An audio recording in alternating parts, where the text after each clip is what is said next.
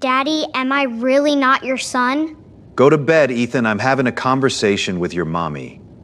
Okay, Daddy. He had built an empire with his bare hands, and in one evening, he burned down the only thing that ever mattered. Jun Hyuk stood at the floor-to-ceiling window of his penthouse, 63 floors above Seoul, watching the city lights flicker like dying stars below him. At 41, he had everything the world told a man to want: a net worth that made headlines, a company that employed over 40,000 people across 12 countries, a name that made boardrooms go quiet and competitors lose sleep. Forbes had called him the most formidable business mind of his generation. Business Weekly had placed him on their cover 3 years in a row. He had shaken hands with presidents, dined with royalty, and rebuilt an entire industry from the ground up. But when the elevator doors opened each evening, none of that mattered, because Ethan would come running. Every single night, no matter how late, no matter how exhausted he was, his 5-year-old son would hear the elevator chime and sprint across the marble floor in his little socks, arms stretched wide, face split open with the kind of joy that only exists in children who have never learned to hide their love. "Daddy, you're home! Daddy, you're home!" And Jun Hyuk, the man who had made grown men stutter and seasoned investors second-guess themselves, would drop his briefcase, crouch down, and catch that boy like he was the most valuable thing on earth. Because he was. He pressed his face into Ethan's neck and breathed him in, and for a few seconds, the weight of the empire fell away completely. Amara would appear from the kitchen or the study, wearing that quiet smile she had, the one that never demanded anything from him, the one that simply said, "I'm glad you're here." She was beautiful in the most real sense of the word, not the manufactured beauty of the women his colleagues paraded at galas, but something deeper and more permanent. She had warmth that filled rooms. She had patience that humbled him. She had chosen him when he was still building himself, still rough at the edges, still prone to silence and coldness, and she had stayed, not because of what he became, but because of who he tried to be when he was with her. They had met 8 years ago at an international design conference in Paris. She was a rising creative director, representing a Lagos-based luxury brand. He was there to scout partnerships. She had refused to be impressed by him, which was so unusual that he had followed her across 3 conference halls just to hear her speak again. 6 months of long-distance calls, 1 year of visits, a proposal in a quiet restaurant in Jeju, with no cameras and no performance. A wedding that his board members called too small, and that Amara called exactly right. And then Ethan. Ethan, who had Jun Hyuk's sharp jaw and Amara's warm eyes, and a laugh that sounded like both of them at once. This was the life Jun Hyuk had. This was the thing he would destroy. He just didn't know it yet. Soo Jin had always believed she deserved more. She was 5 years older than Jun Hyuk, sharper in some ways, harder in all the ways that mattered less. She had worked beside him since the company's early days, grinding through the lean years, absorbing the same pressure, carrying the same name. When Jun Hyuk became CEO, she had accepted the role of vice chairwoman with a smile that was perfectly constructed and privately hollow. She told herself she was fine. She told herself the company's success was her success too. She told herself she didn't resent him. She lied to herself for a long time. But when Amara entered the picture, something in Soo Jin shifted into something darker. She watched her brother change, watched the coldness soften, watched him laugh more, sleep better, lose interest in the power games that had once been his oxygen. She watched Amara bring color into that penthouse and ease into his shoulders, and instead of being happy for him, she felt something close to rage. Because in her mind, Amara had taken something from her, not the company, not yet, but influence, access, the invisible thread that had always connected Soo Jin to her brother's decisions. Amara had replaced her as his most trusted person without even trying, and that was the cruelest part. She hadn't schemed. She hadn't campaigned. She had just loved him, and it was enough. And then Ethan was born, and the math became unbearable. Ethan would inherit everything. The empire that Sue, Jin, had also bled for. The name she carried. The legacy she believed was as much hers as her brother's. And Ethan's mother was Amara, a woman Sue Jin had decided, without evidence and without shame, was a threat to everything she was owed. So she made a plan. It took her 4 months to find the right person, a hospital IT contractor with debt and a gambling problem and very little loyalty to anything but the next payment. It took another 3 weeks to access the right database. Ethan had been born at a private hospital, and at birth, a routine paternity registration had been filed, standard procedure for the hospital's records. The original DNA analysis sat in a locked digital file, accurate, unambiguous, and completely incriminating to her plan. She had it changed. The contractor altered the report with surgical precision. The language was official. The formatting was identical to the original. The conclusion was devastating. Probability of paternity, 0%. Sue Jin read the document 3 times and felt something she was ashamed to call satisfaction. She printed it. She anonymized it. She sent it to Jun Hyuk's private email with a subject line that read only, "You should know the truth." She pressed send on a Tuesday morning. By Tuesday evening, her brother's world had ended. Jun Hyuk had been in a pre-announcement strategy meeting when his phone buzzed. He almost ignored it. His assistant knew not to interrupt strategy sessions unless the building was on fire. But the email came from an address he didn't recognize, and something in him, some instinct older than logic, made him open it under the table. He read the subject line first. "You should know the truth." He opened the document. He read the first paragraph, then stopped. Then read it again. Then read the conclusion. Probability of paternity, 0%. The room kept talking around him. Someone was explaining quarterly projections. Someone else was arguing about market entry timing. Jun Hyuk heard none of it. He was looking at a number that his mind refused to process. 0%. He set his phone face down on the table with a calm that was not calm at all, but the particular stillness of a man whose entire nervous system has just seized. He excused himself. He walked to the executive bathroom. He stood at the sink and looked at his own face in the mirror for a long time. Then he took out his phone and read the report again, as if a second reading would change the conclusion. It didn't. He thought about Amara. He thought about the pregnancy. The 9 months she had been radiant and tired and happy. The way she had reached for his hand during the ultrasound.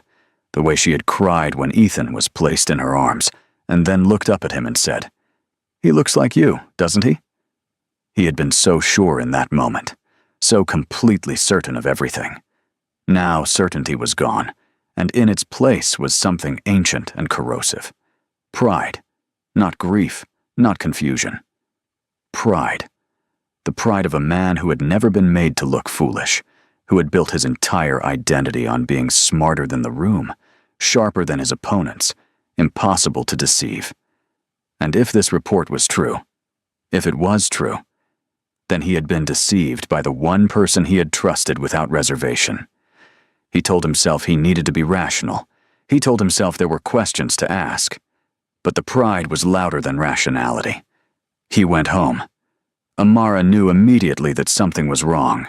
She had always been able to read him. It was one of the things that used to make him feel known, and now made him feel exposed. She came out of the study where she had been working on a branding proposal, and she looked at his face, and she said, "What happened?" He didn't answer. He walked to the dining table and dropped the printed document in front of her. She looked down at it. She picked it up. She read it. And Jun Hyuk watched her face for guilt, for flinching, for any crack in her expression that would confirm what he already believed. What he saw instead was confusion. Genuine, unperformed confusion. "What is this?" she said. "You tell me." His voice was quiet, which was somehow worse than shouting. June Hyuk, I don't understand. Where did this come from?" "Does it matter where it came from? Does the source change what it says?" She put the paper down carefully. Yes, it absolutely matters where it came from, because this is wrong. This is not true. Ethan is your son. You know, that. "I don't know anything."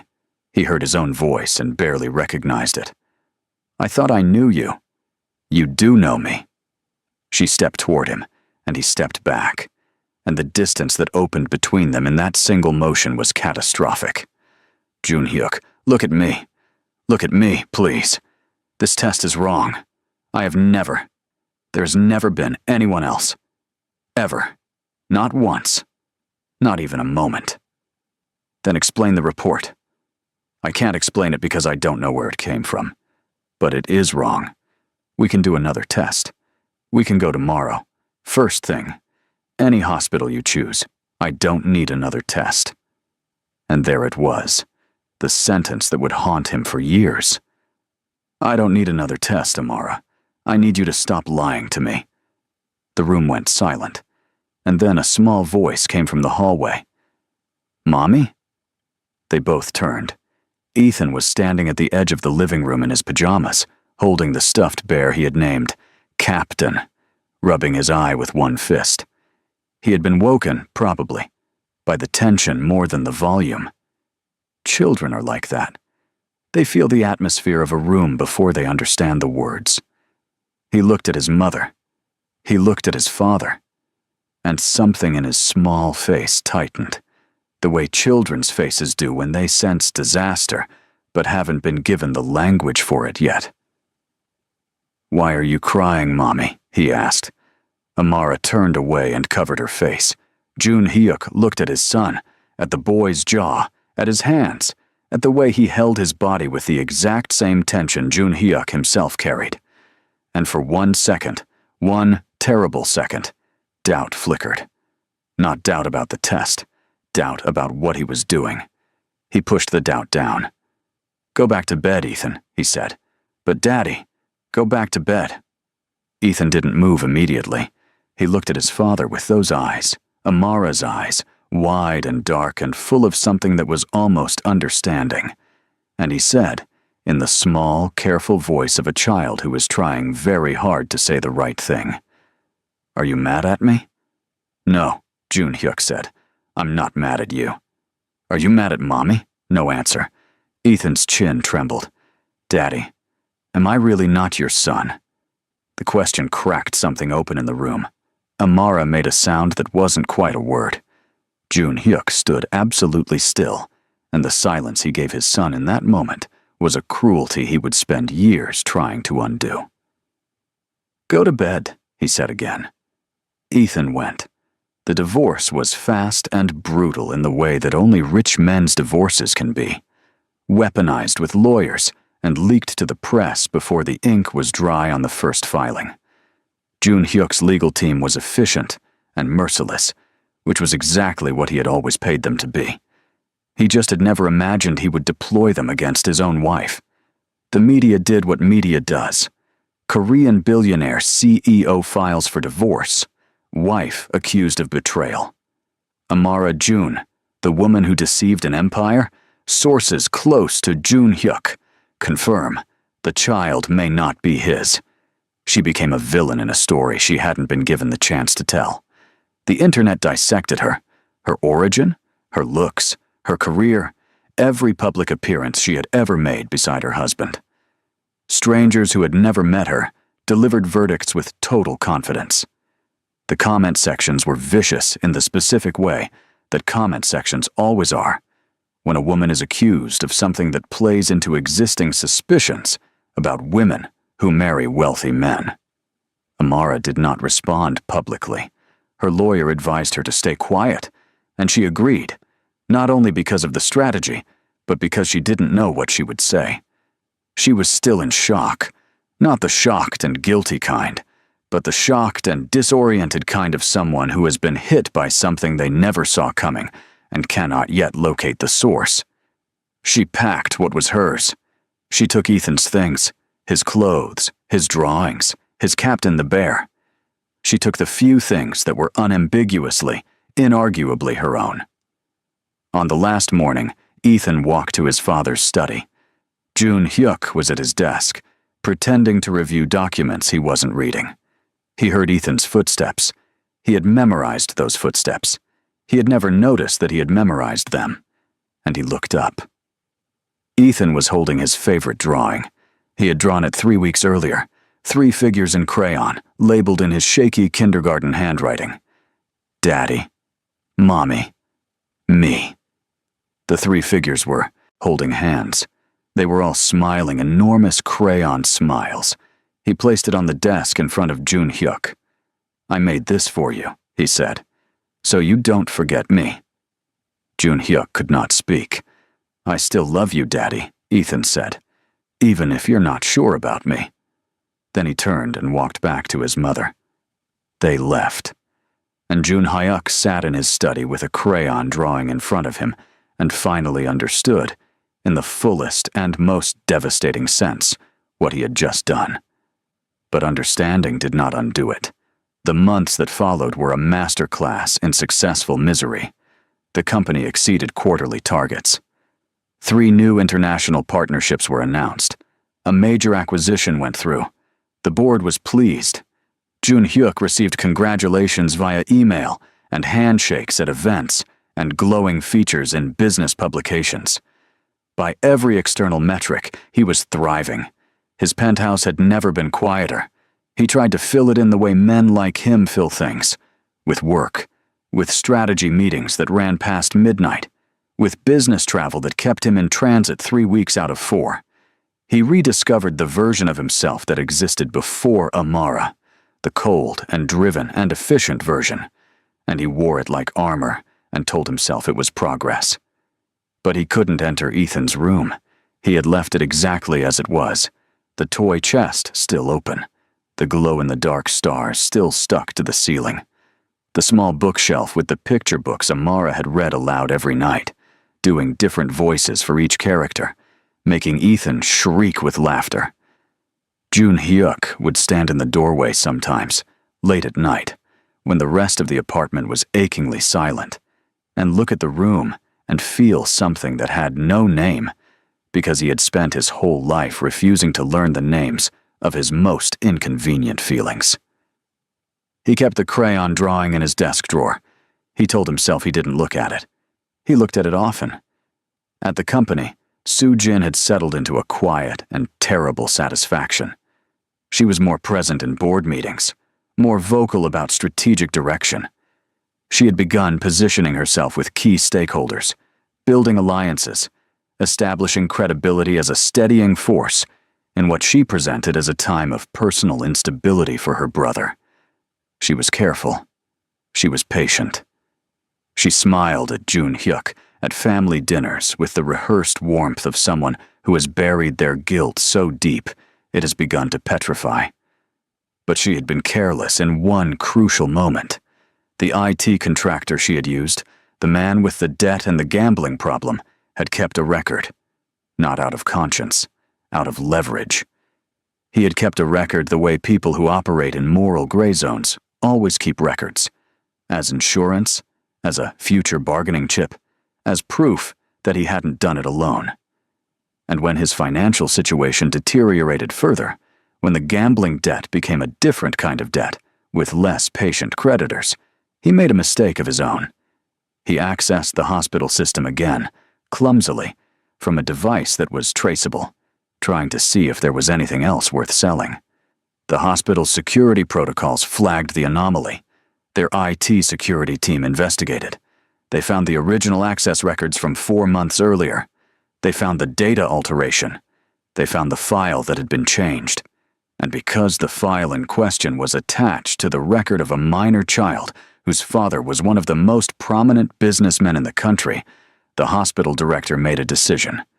He called Jun Hyuk's office directly. Jun Hyuk almost didn't take the call. He was in the middle of a negotiation call with a European partner, and his assistant had been instructed to hold everything. But the hospital director had been insistent, and his assistant's voice had a quality on the intercom that made Jun Hyuk pause the call and pick up. "Mr. Jun," the director said, "I apologize for the intrusion, but I have information regarding your son's medical record that I believe requires your immediate attention." Jun Hyuk's hand tightened on the phone. "What kind of information?" "The kind that is better discussed in person." He was at the hospital within the hour. The director laid everything out on the conference room table. The security logs, the timestamp of the original alteration, the analysis comparison, the real report versus the manipulated one. The original report, recovered from a backup server, unaltered, undeniable. The original report that showed a paternity match, a complete, unambiguous 99.97% paternity match. "The document you received," the director said carefully, "was not the original report. Someone accessed our system and altered the data before forwarding it to you anonymously." Jun Hyuk looked at the original report for a long time. Then he looked at the manipulated version. Then he looked at the director. "Who?" he said. The word came out barely above a whisper, but the force behind it was enormous. "We have the access records," the director said. He slid a document across the table. "The account used to access the system was a contractor, but the contractor has been cooperating with our investigation. He says he was hired." He paused. "He has named the person who hired him." Jun Hyuk looked at the name on the document. He read it twice. He set the paper down. He said nothing for a very long time. "Mr. Jun," the director said quietly, "are you all right?" Jun Hyuk stood up. "Thank you," he said, with a composure that was clearly costing him everything. "I'll need copies of all of this." He drove back to the office. He went directly to Soo-jin's floor. She was in her office when he arrived. She looked up when he opened the door, and something crossed her face. Surprise first, and then, beneath it, the faintest recognition. The kind of recognition that looks like guilt before guilt has been confirmed. "Jun Hyuk," she said, "I wasn't expecting you. Is everything—" He closed the door behind him. He crossed the room and placed the hospital documents on her desk. She looked down at them. She looked back up at him. "I've just come from the hospital," he said. "I'd like you to tell me, in your own words, what you did. Not because I need the confession. I have the records. I have the contractor's statement. I have more than enough. But because I'd like to understand. I'd like to hear it from you. I'd like to look at my sister and understand how we arrived here." Soo-jin was quiet for a moment. Then she sat back in her chair with the measured composure of someone who has already rehearsed this moment in their worst nightmares. "I did it to protect the company," she said. Jun Hyuk stared at her. "Say that again." "She was wrong for you. You were changing, Jun Hyuk. You were becoming someone who made decisions based on emotion. That woman had too much influence over you. And the boy, Ethan, would inherit everything. Everything we both built. I couldn't let an outsider—" "Stop!" His voice was very low. "Stop talking about protecting the company. I was trying to—" "You destroyed my family." His voice didn't rise. It dropped further, which was somehow far more frightening. "You looked at my son, a 5-year-old child who called you auntie, who drew pictures for you, who ran to hug you every time you came to the house, and you decided he was a threat. You looked at my wife, who had done nothing to you, nothing, and you decided she deserved to be destroyed. And then you sat at my dinner table and smiled at me for months while I walked around in agony, believing I had been betrayed by the one person I trusted most." Soo-jin opened her mouth. "Don't," he said. "Don't tell me it was about the company. The company is not a living thing. It doesn't feel. It doesn't need to be protected from love. You did this because you were jealous, because Amara gave me something you couldn't take credit for, and you couldn't stand it. Soo Jin looked away. There was something on her face now that was not quite guilt, but was the closest thing to it she was capable of. A shifting, a rearranging, as if certain foundations beneath her certainty were starting to crack. "You wanted to protect the company," Jun Hyuk said, and his voice had gone completely flat. "The company will survive. It survived before Amara, and it will survive after you. But my son spent months believing his father didn't want him. Do you understand what that does to a child? Do you understand what it means for a 5-year-old boy to look at the person who is supposed to be his whole world and receive silence? He asked me if I still wanted him. He asked me that. And He stopped. He looked at his sister for a long time. "You're done here," he said. "As of today." He walked out. Finding Amara was not difficult. He had never, in the deepest and most private part of him, stopped tracking the fact of her existence in the world. He knew she had left Seoul. He knew she had relocated. He had a private investigator's report sitting in a folder he had opened and closed many times without reading past the first page, because reading it felt like a kind of weakness he wasn't ready for. He read it now. She had moved to a mid-sized city, rented an apartment, and within 6 months of leaving him, had established a small creative design studio. The studio had been doing well. She had clients. She had hired 2 staff members. She was, by every available indicator, building something of her own from scratch, with no access to his money and no use of his name. He had not expected anything less from her. He drove. He didn't call ahead. He had debated calling ahead and decided against it because she would tell him not to come, and she would be right to, and he would go anyway. And arriving unannounced at least spared both of them that particular phone call. He found the studio on a quiet commercial street with potted plants on the front step and a small hand-painted sign that bore a name he didn't recognize. She had not used her married name. He stood outside for longer than he would admit, organizing himself, or trying to. He had faced hostile takeovers and hostile boards and hostile press, and none of it had required the specific kind of courage that the next few minutes were going to require. He went in. The receptionist looked up. "I'm here to see Amara," he said.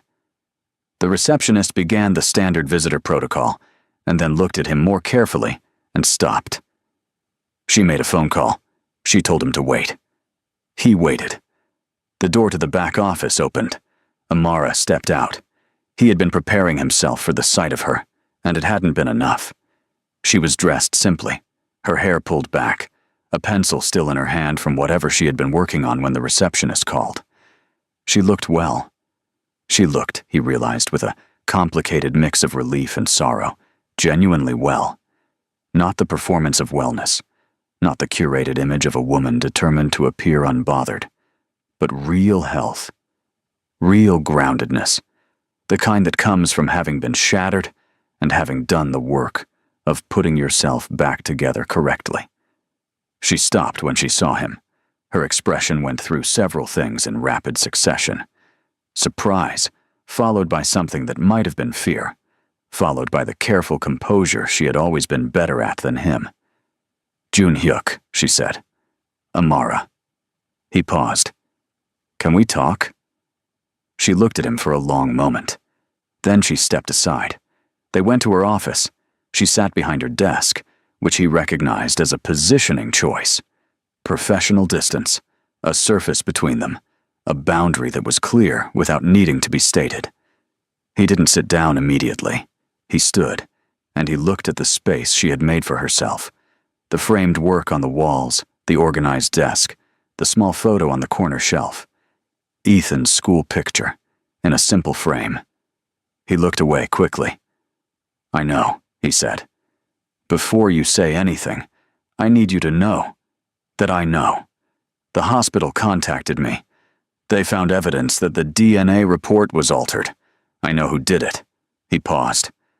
"I know it was wrong. Not just that the test was wrong. What I did was wrong. Everything. The way I came home that night, the things I said. What I chose to believe and what I chose not to believe. He stopped, started again. I chose the report over you. I chose a piece of paper over everything we had built, everything you had given me. And I knew. Some part of me knew. But my pride was louder than everything else. And I let it be.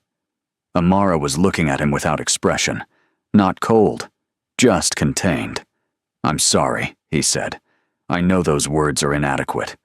I know sorry doesn't undo what Ethan experienced. What you experienced. The things that were written about you online. The things my team implied. The way your name was handled in the press. I know that saying sorry doesn't reach any of that. But I'm saying it because it's true. And because I need you to know that the man who did those things knew he was wrong before the truth was confirmed, and chose to continue anyway, and I will carry that." Silence. Then Amara said, "Do you know what hurt the most?" He looked at her. "Not that you left, not the lawyers, not the press." She set the pencil down on the desk. "The moment that broke me was when you looked at me that night and said you didn't need another test. Because that was the moment I understood that the problem was never really the report. The report was just a door that was already cracked open. And what I saw through it was that deep down, after everything, you still thought there was a version of me that could have done that to you. You still had that doubt. After 8 years, her voice was perfectly steady, which was somehow far more devastating than tears would have been. I could have survived the accusation. I couldn't survive the discovery that you were always, somewhere, capable of believing it. June Hyuk had no answer for this. There was no answer. She was right, and being right is sometimes the thing that hurts everyone in the room equally. "I'm not asking you to forgive me," he said after a long silence. "I'm not here to ask you for anything. I came because I needed to tell you the truth, and because—" He stopped. Then, "Can I see him?" She held his gaze for a moment. Then she stood and moved to the door. "Ethan," she called. "Can you come out here?" A door down the small hallway opened, and there he was. He had grown. Of course he had grown. Several months had passed, and children grow aggressively at 5. They grow like they're making up for something, like they know they're running behind schedule. He was taller. His face had sharpened slightly. He was wearing a school shirt, which meant Amara had brought him straight from pickup. He stepped into the doorway and looked at his father. June Hyuk looked back. He saw himself in that face. He had always seen himself in that face. And the fact that he had been capable, even briefly, even out of pride and pain, of turning away from something so obvious and so real, was the most damning thing he knew about himself. Ethan didn't run to him. He stood in the doorway and looked at his father with an expression that was careful in the way that only children who have been hurt learn to be careful. He was still deciding. June Hyuk crossed the room. He went down on one knee in front of his son. He brought himself to Ethan's level, and he looked at him. Really looked at him. The way he should have been looking all along, instead of looking at pieces of paper. "Ethan," he said. His voice wasn't steady. He didn't try to make it steady. "I was wrong. I made a terrible mistake, and you were the one who had to carry it. And that's not fair. And I know saying sorry doesn't fix it. But I am sorry. I am more sorry than I know how to say." Ethan watched him. He was chewing the inside of his cheek, which was something he did when he was thinking hard. "You left," Ethan said. "I did." "You said," he stopped. "You didn't say anything. That was the worst part. I asked you if you still wanted me, and you didn't say anything." June Hyuk closed his eyes briefly. "I know. Why didn't you say anything?" "Because I was wrong, and I was too proud to admit it, and I hurt you because of it. That was wrong. I was wrong." Ethan was quiet again. Then he said, "Do you still want me?" June Hyuk didn't hesitate. "Every day," he said. "Every single day. There was not one day that I didn't want you. There was not one moment. I have your drawing in my desk, the one with the three of us holding hands. I have it in my desk, and I look at it more than I look at any of my business reports. Something shifted in Ethan's face. The carefulness didn't vanish. It would take more time for that, and they both instinctively knew it. But beneath it, something relaxed. Some small, held breath released itself. Ethan looked at his mother. Amara gave him the smallest of nods. Not a permission exactly, just a confirmation that she was okay, that this was okay, that he could decide for himself. Ethan looked back at his father. Then he stepped forward and put his arms around Jun Hyuk's neck. Jun Hyuk held his son and didn't try to control what happened to his face. Amara stood by the door of her office and watched, and her expression was the expression of a woman who has survived something and is still in the complicated middle of deciding how to feel about the person who caused it. She did not hug him. She did not smile at him. But she did not look away. What followed was not a dramatic reconciliation. Jun Hyuk had enough self-awareness finally to understand that love is not a contract you can void and reinstate at will, and that trust, once broken in the specific way he had broken it, does not rebuild in a single afternoon in a design studio. He did not expect it to. He did not push for it. He showed up instead. He showed up for Ethan every weekend, and then more than weekends. And he was never late, and he never canceled, and he never let work become the excuse it had always previously been. He took Ethan to his football games, and his school performances, and his dentist appointments.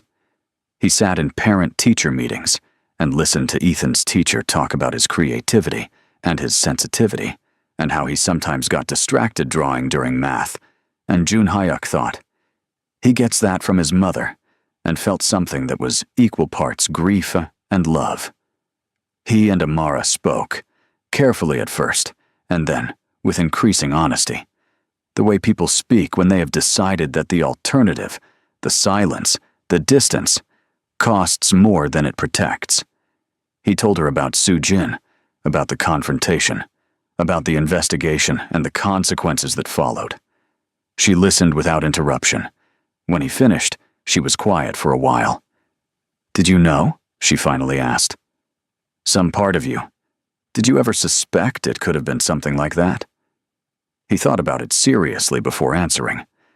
"No," he said. "And that's part of what I have to live with. I didn't look for an explanation. I accepted the worst interpretation immediately. I didn't ask who might have wanted to hurt you or hurt us. I just accepted it, because some part of me was looking for confirmation of a fear I didn't even know I had. And your sister-in-law gave me exactly that, and I used it." Amara nodded slowly. "That's honest. It's the least I can give you." She looked at him for a long time. "I'm not going to tell you where we end up," she said. "I don't know yet, and I'm not going to pretend I do, but I'm not closing the door." It was more than he deserved. He knew it. He took it. Months later, real months, the kind that accumulate slowly and mean something. There was an afternoon in late autumn when Jun Hyuk drove out to where Amara and Ethan lived, and they went to a park near the river. It was cold enough for scarves. Ethan had insisted on bringing Captain the Bear, even though he was 6 now, and had recently announced that he was too old for stuffed animals, a declaration he apparently didn't feel applied to this particular occasion. They walked along the river path, the three of them, and Ethan talked continuously about his class, about a book he was reading, about a boy at school who had done something funny with a lunchbox that Ethan found deeply hilarious and that took 11 sentences to fully describe. Jun Hyuk listened to every word. He did not check his phone. He did not think about the company or the board or the acquisitions in progress. He listened to his son talk about a lunchbox incident with the focused attention he had once reserved for multi-billion-dollar negotiations. At some point, Ethan reached up and took both their hands simultaneously, his father's on the left, his mother's on the right, and walked between them without breaking his sentence. He didn't announce it. He didn't make it significant. He just did it. The way children do things that carry enormous weight with absolute lightness. Jun Hyuk looked at Amara over the top of their son's head. She was looking at him too. She didn't smile, but her eyes were soft in a way they hadn't been in a long time. There is something a man learns if he is lucky enough to survive his own worst mistakes and honest enough to look at them clearly. That an empire is a thing you can rebuild. That wealth can be recovered. Reputation can be repaired. Companies can be restructured and relaunched and reimagined. These things are hard, but they are the kind of hard that effort and intelligence can address. But a child who once asked his father, "Do you still want me?" and waited alone in the silence for an answer that never came. That is a different kind of wound. It heals, but it leaves something behind. A sensitivity to abandonment that a boy carries into the man he becomes.